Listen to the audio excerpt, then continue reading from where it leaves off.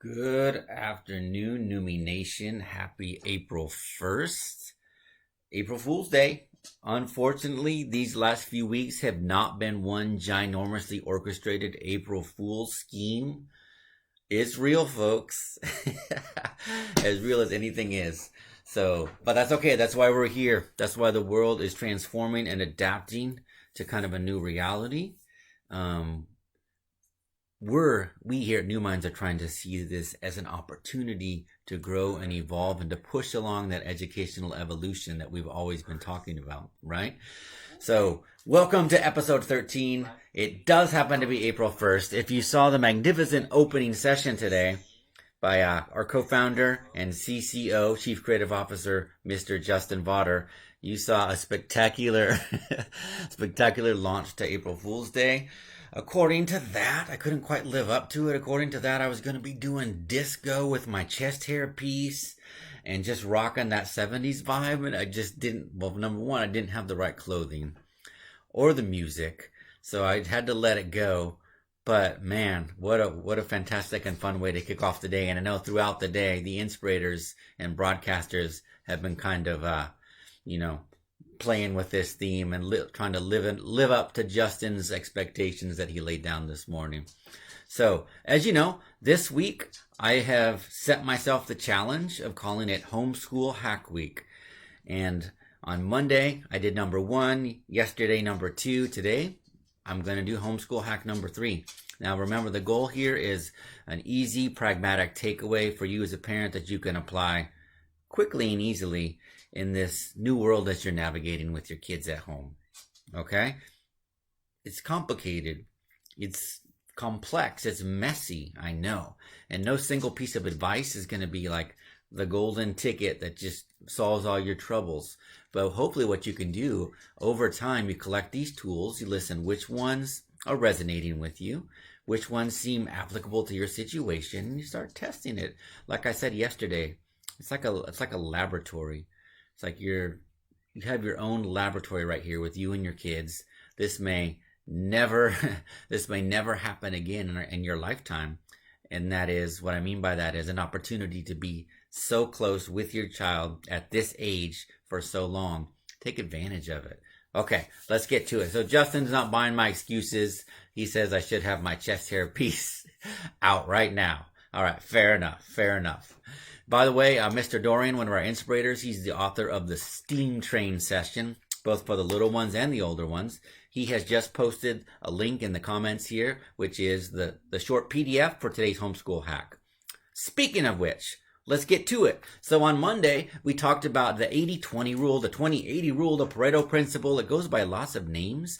It's been around in the self-development and productivity world for many years. And what we did on Monday was we boiled it down into a few practical steps that you as a parent can try to apply it into homeschool life. Then the following morning, so if you try, let me do a little math here. Episode 12, Start the Day, Justin expounded upon that and talked a little bit more about the Pareto principle. Yesterday afternoon, we talked about the pomodoro, il pomodoro, the tomato in Italian, which is another well-known and established method of productivity, kind of in the productivity realm. And again, I took that, I broke it down, and I tried to give you some easy ways to apply that in homeschool life. And that is, carve out these chunks of uninterrupted concentration time in accordance with the developmental level and attention span of your kiddo. Okay, so today, I was thinking, all right, I want to follow it up with another practical tool that doesn't stray too far from that. It's almost like it's a progression building up that I feel. And so now I was thinking, okay, now what they really need is a way to see the situation and kind of like control expectations a little bit. I don't mean that in a negative way, but like on Monday, I had you analyze your tasks for the day, focus in on the 2 or so big tasks that are going to be the most important, that 20%. Then on Tuesday, at the task level, I suggested you use the Pomodoro method to really get into that deep thinking mode, deep work mode, or letting your child get into that mode and really tackle those tasks. And then I thought, okay, but at the same time, we're talking about kids. And when it comes to kids, nothing is quite linear, folks. It's it's a little bit wild. Like there's seeds that you plant that seem like they're not sprouting, and then lo and behold, down the road somewhere, they sprout. And so I thought, okay, how could I frame that for parents in a way that any experienced teacher knows this? Any experienced teacher has learned this with years and years in the classroom. But what tool could I give you parents to kind of grasp this concept of planted seeds take time to sprout? It takes patience. And then I thought, okay, yeah, it's something that I've actually talked about a couple of times. I think in week 1, I mentioned it, not really formally. I just alluded to it. And then if you've seen my Beauty of Imperfect workshop, I have a whole section on it. But then I thought, all right, I'm going to take that key concept from that book, which is Atomic Habits, James Clear. There's a really, really important concept in here that I'm going to do like I've done the last couple of days. I'm going to grab it. I'm going to squeeze it down, and I'm going to kind of parse it out in a couple of steps for you as a parent to grasp. It's the 1% rule. Let's take a quick look. All right. For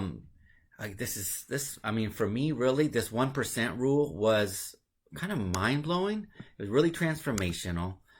Let's get you transition so you can see my screen. Go ahead and get this into full presentation mode. Okay, so here's the concept. It sounds so simple. And it is, but in application, it does take some work and some thinking. So the 1% rule says this, that in the realm of self-improvement, whatever that may be, learning a new skill, a new task, it could be related to fitness, but in this case, we're thinking of it in terms of your kid. So we're going to think of it in terms of an academic skill or a behavior, or even just a habit or behavior that you want to establish with them in this new reality of homeschooling. Okay.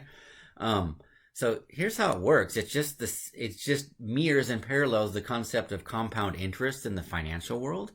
The idea is this: take any given skill or task or domain that you want to master, and if you take your baseline on any given day, and you say your goal is to just get 1% better today, the exponential growth of improvement over time kind of mirrors that compound interest concept. And so James Clear even kind of graphs it out like this. This is a graph straight from the book. You can see how it compounds. So the reverse is true as well. However, if you let yourself slip, okay, you get 1% worse, the same effect happens, right? You go down. But why is this so important? Sometimes we kind of want to eat the whole elephant at once. And we think that we have to master the skill faster than is really appropriate. And especially when we're talking with skills. Hey, Aaron, I just got a nice reinforcement from Aaron Rasmussen. She's just chimed in live. She said she loves this book. Good. I found it, sorry, he or she, I'm sorry if I misquoted that. There's so much power packed into this book. And so this concept is the one that I thought that you as a homeschooling parent can take and just apply right away. Let me expound a little bit on what I mean by patience when I keep saying that patience is necessary. I love this graph. It's called the plateau of latent potential. So here's what happens. We have a goal. We start a new habit.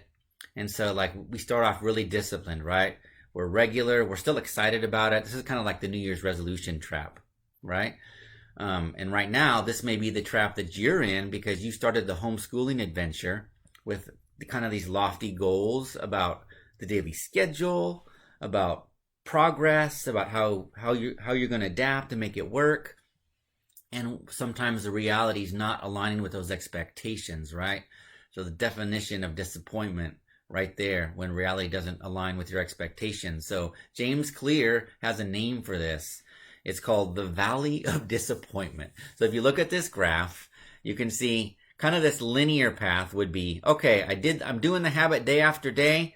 The results are getting gradually better on this expected, very logical line that climbs up and right? That's what we think happens. But here's what really happens, because things take time.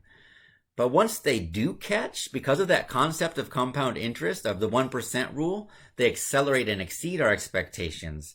So here's the reality, right? Habits, not seeing any improvement, still disciplined, not seeing any improvement. Oh, finally, there's a little bit. It's starting to climb. But here's what happens. We get stuck in this valley of disappointment. Now here I could be talking about ourselves when we do goal setting, right? So that's a whole workshop unto itself. We're not going to go deep into that today. But here we're really talking about our kids and the expectations that we have for our kids when we're helping them establish a new routine, habit, or tackle a new academic skill, right? We kind of imagine like, all right, I've been doing this for 10 days in a row now, and they're still here. They should be here by now, right? Well, you're in that valley of disappointment. And what this is really about is understanding that underneath the surface, so many things are happening, right? So many things are happening. The progress is going to come slower than your expectation.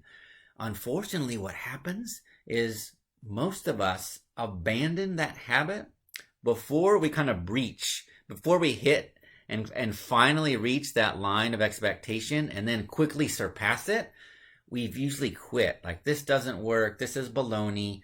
We get our old habits kind of triggered. We fall into the comfortable groove of the old habit. We start to think, wow, this is malarkey. I don't know what they were talking about in here. When in reality, we were like that. Let me throw another metaphor at you. We were kind of like that acorn seed, or that acorn, just growing, about to breach the surface, but we gave up on it, right? We stopped nurturing it. We stopped watering it. And so it never broke the surface. That's kind of what this is like. And so that's how I want you to think about where you might be with your kid right now, and whatever given academic subject or some behavior or task or expectation that you have in this new reality. Ask yourself, am I just in the valley of disappointment right now?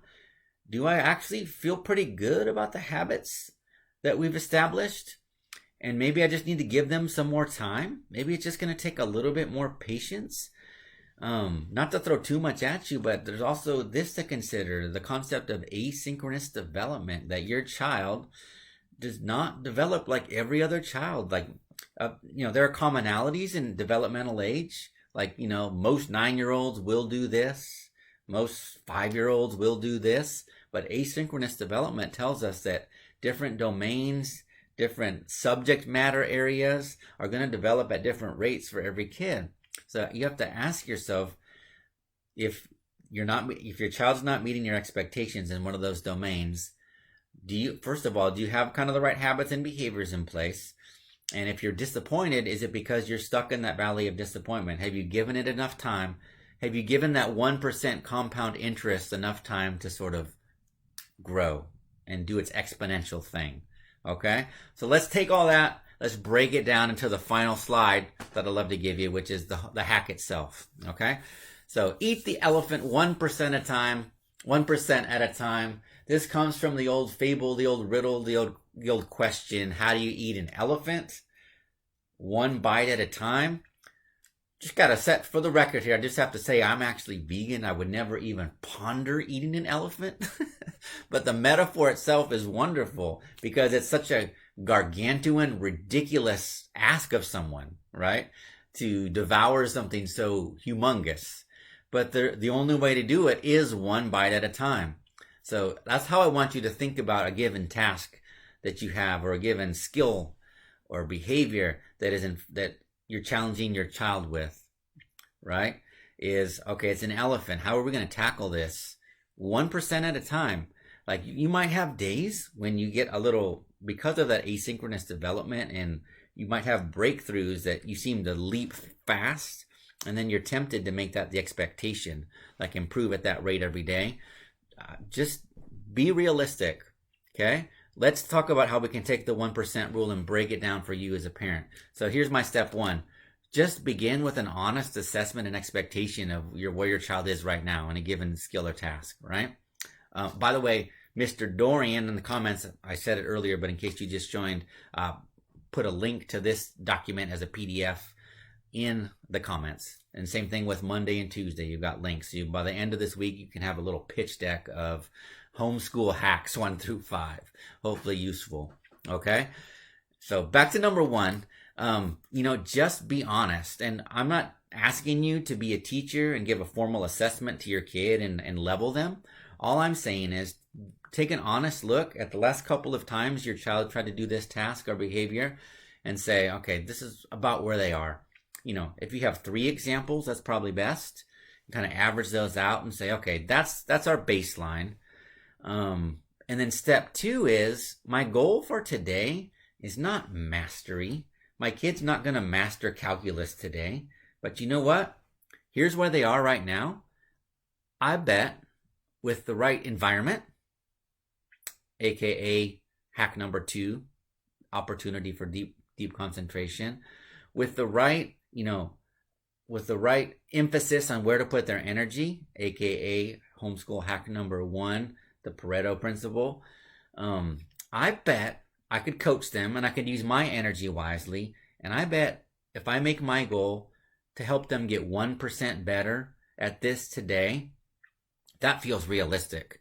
I'll just take an example that some of you might be experiencing if you're doing math homework. Let's say you're doing math homework with your kid these days at home. And, you got multiplication. Let's take long division, a classic kind of like milestone in math education, right? When they learn long division for the first time. There's a lot of steps. And, nowadays, some of us parents complain that like, man, that's not how they taught math when I was a kid. What are they doing? Right? And we often can't understand it ourselves at first. So teachers have gone through that as well. But regardless, long division is one of those classic sort of milestones that they're inescapable. At some point in elementary school, probably 4th grade, 5th grade, you're going to have to master long division, right? There's a lot of steps there to remember. When I taught 4th grade for many years, and I found that it took most kids probably at least, I would say 5 to 7 sessions just focus on long division just to really remember the steps. There's variation in that. Some kids got it like that. Some kids need a month on it. But average about 5 to 7 sessions of repeating and practicing those steps, right? Just remembering the steps of long division. That's not even accounting for, calculation errors. So let's say you have a test like that in front of you. Step 1, where are they realistically right now? Like they always get stuck on step 3. Okay. So you know what? My goal for today, my 1% improvement is let's get them to step 4 or 5. I don't even care if they get the answer right. I just want them to remember step 4 and 5. Now that's realistic. And the 1% rule tells you that if you can get them to that goal that you set, that will compound the following day, because the following day or the following session, your goal is going to be to get them to step 6 or 7. And before you know it, you've got this compounding effect. That's really what it's about. So, and then finally, this is important too. Acknowledge. It doesn't seem like a big deal sometimes because we have this big concept of mastery in mind at the end. But really, even those small marginal improvements, you should celebrate them. You should acknowledge them. And in the spirit of growth mindset, which of course is its own separate workshop, but in the spirit of encouraging persistence and grit and what we call the growth mindset, when you are kind of acknowledging and celebrating that progress, focus not so much on end result as the effort that they put into it, the attitude that the positive attitude that they displayed in kind of pushing through to the next level, because those are the behaviors that you want to reinforce, that you want them to bring back. If you focus too much on the end result, like AKA got the answers right, they start to equate that with the praise, and that's not a great thing. Okay? So, wow, that's it. Homeschool hack number 3 is that. It's basically just eat the elephant 1% at a time. Be patient. Be patient. Be patient. I said it 3 times because it bears repeating. And what I'm finding these days is patience all around. Patience all around. Everything has slowed down. Like work interactions, everything's taking longer because almost everyone we're interacting with all day, they're working from home. They have their own kids, their pets, their own things that they're working through and dealing with. Emails take longer. We're all trying to navigate these these Zoom sessions. Well, your kid is feeling all that either directly or indirectly as well. So things already are moving a little bit more slowly. I mean, this is a traumatic experience at the collective level. So patience is in order. And it's for our starting with ourselves, with our workmates, and most definitely with your kids, and them kind of being thrust into this strange new situation. Remember that when the brain is in fight or flight mode, aka under high stress, it doesn't function at full capacity in terms of academics. So if you're not even there yet, if your kid is still in high stress mode and fight or flight, your first step really has to be to get them back into a balanced state before you can even worry too much about the academics. So that's just how it is, just laying it straight for you. So you can go back to some things that we've done in previous episodes as well in terms of relaxation. The box breathing technique I did one day last week, for example, and we'll do more mindfulness sessions as well. Mindfulness adapted for kids. In fact, that might be an excellent hack number 4. We'll see. Okay? But anyhow, man, so appreciative for those of you that tune in live, and I know over the next months and years, millions of you will be watching this on demand from newminds.tv. Wonderful. And it will always be relevant. I know I'm referring to the current COVID crisis again and again because it's so relevant and poignant right now, but all these concepts will apply completely to whatever future world we find ourselves in, whatever world you might be watching this in. So I always like to end the show at least with a full view. So I want to thank you again for tuning in. Episode 13, April Fools. Guess it's a cool coincidence, right? Lucky number 13, April Fools, kind of like all kind of coming together for something wild. So thanks for tuning in to New Minds TV, the home of real inspired learning for all. And you and your kiddos have to pursue your passions until they become your talent. Thanks for tuning in. We'll see you tomorrow.